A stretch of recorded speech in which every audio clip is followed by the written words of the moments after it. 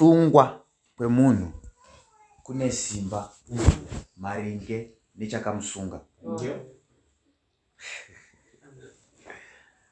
Kana nguri kumusha ndikasungwa nemunhu asiri sabhuku handina hana inorova.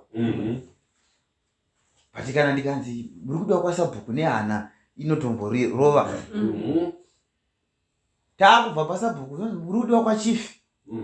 Ndaakutozivawo kuti kamutongo kacho kakurema. Kana tabva ipapo wakaenda kumapurisa. Ndosaka muchiona kuti munhu haavhunduke kana akanzi nemunhu asiri mupurisa da kusunga. Azvityise.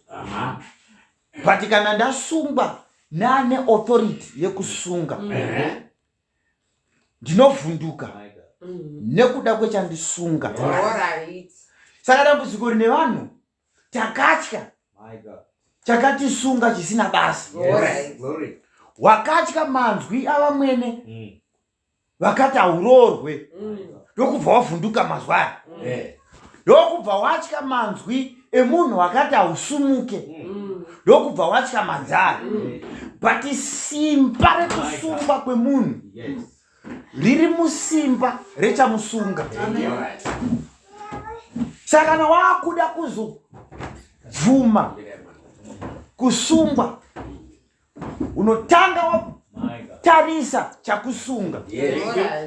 Saka manheru ano ndoda kuti utarise chakakusunga.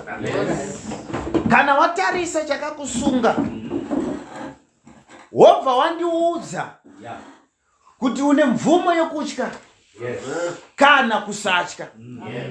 Zvakare kusunungurwa kwemunhu kuri maringe nechakusunungura. Maiwe zvangu. Chakusunungura ndo chine freedom yako. Ukaita zvekutiza mujeri haufambi pachena chikonzero watiza. Ukasunungurwa mujeri zvechitsotsi haufambi pachena nekuti wasunungurwa zvechitsotsi. Simba rekusunungurwa kwemunhu riri maringe nechamusunungura. Saka chakusunungura ndo chinodetermina freedom yako kweupenyu hwese. Kana mukasunungurwa nevanhu mari mana hamusati wasunungurwa.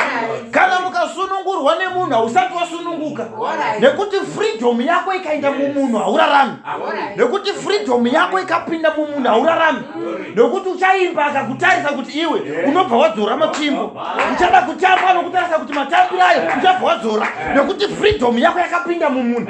Saka ndakuda freedom yangu haibve kumunhu. But freedom yemunhu inobva kuna Mwari. Kana ukaregererwa chivi nemunhu hausati waregererwa. Nekuti hakuna ane simba rekuregerera munhu. But kuregererwa kwezvivi kuri muna Jesu Kristu. Saka deliverance yemunhu haibvi kuna mufundisi. Deliverance yemunhu haibvi kuna elder. Deliverance yemunhu haibvi kuna baba. But the deliverance inobva kuna Jesu Kristu.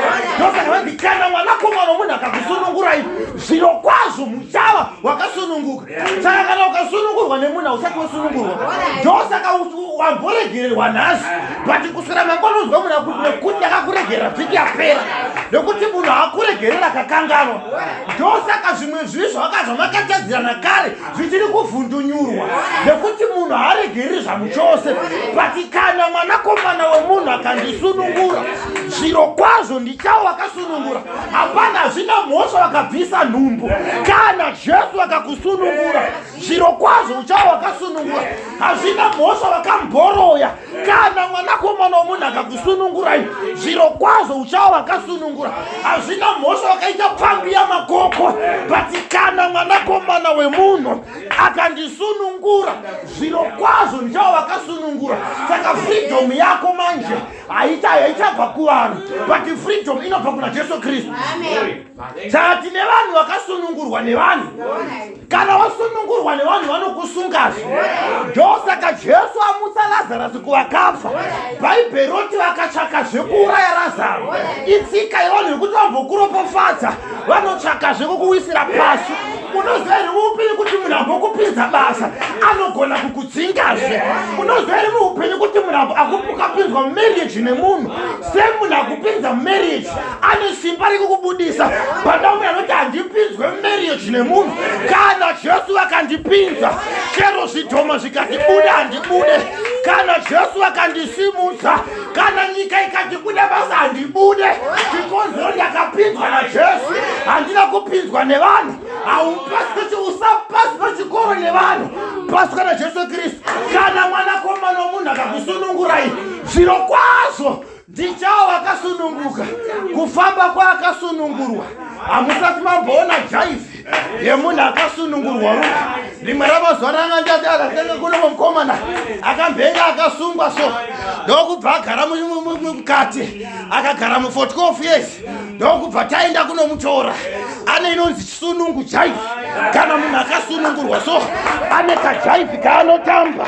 Ndakaona makumbo achitarika, ndokubva atarisa jere, zvikanzi jere bhaibhai, nekuti ndakasunungurwa. Ndine pamberi yakasunungurwa inoti kana yakunamata inotara chifeso, yoti chivi bhaibhai. Ndine rakambenge riri rombe, anoti kana akutarisa urombe ane kamwe kadhanzi kaanotamba, anoti bhaibhai. Musaona vanagamba vakati akuparidza, ndinoparidza nekuti omuziva.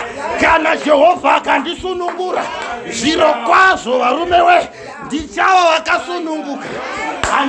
Munamato wangu haubve kumunhu, nekuti ndiri kunamata chakandisunungura. Ndakasunungurwa pachena, kwete zvechitsotsi. Saka handifambi ndakavanja, ndinofamba pachena. Takasunungurwa pachena varume. Kana taakumunamata Jesu Kristu, hatinamate takavanja, tonamata pachena. Kana Jehovha akandiropofadza, musazoti kudada. Vakandiropofadza ari papezura, anoita madiro aJojina neupenyu hwangu varume we. Jaivi toti makazodza musoro wangu namafuta, mukombe wacho unopfachuka, nyasha dzacho dzinopfachuka. Kana mwanakomana wemunhu achikusunungurai, zvamazviro kwazvo varume we, muchavo vakasununguka. Jesu agara mumba maZakeo, anonzi sunungu. Maiwe Jehovha, Jehovha sunungu. Kana wapinda mumba maZakeo, Zakeo anoshava pekubata, zvikanzi ndakambenge ndichitadza. Vandakatadzira wewe, ndakuda kundovapa ndazvaka zvakapamhidzwa. Saka Jesu akapindira mumba maRazaro, vakapindira kundosunungura. Jesu akapinda muupenyu hwako, havana kupinda kusunga, vari kundopindira kusunungura. Ndosaka vakuti zvamasunga panyika zvinobva zvasunga nekumatenga, zvamunosunungura panyika zvinosunungurwa nekumatenga. Jehovha sunungu manerana, ndakuti ambopinda muupenyu hwako. Jehovha sunungu manerana, ndakuti ambopinda kuvana vako. Kune tsumbo inoti ura mapoko, inozvaramba vana varoi, haishande kuupenyu hwako. Ndoya mupostora nenharo anoti ura hwanga hauzvare mbavha, ura hwanga hauzvare muroi, ura hwanga hauzvare rombe. Dzimwe tsumo ngadzishayiwe basa. Wotarisa vana vako una pasina pfambi, wotarisa kuvana vako una pasina chidhakwa, nekuti Jehovha vakandipa vana. Havabvi kuvanhu varume.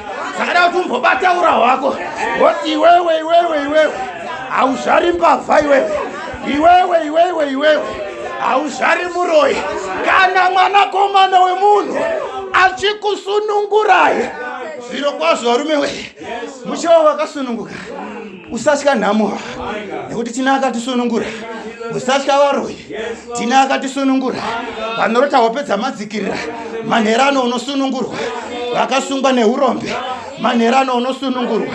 Vakasungwa vakasungirwa mamarriage, manherano munosunungurwa. Vakatarisira kuti uchapfeka mabhegi ukaenda, vachakuona uchichemberera pamurume, voti zvakafamba sei. Ndoti kana mwanakomana womunhu achizondisunungura, ndichava vakasunungura. Vakasunungewe, ndoti svika patinosimuka, tobva tasvika patinoenda, patinoenda pamberi paMwari warume, wobva wati zviro kwazvo, kana mwanakomana womunhu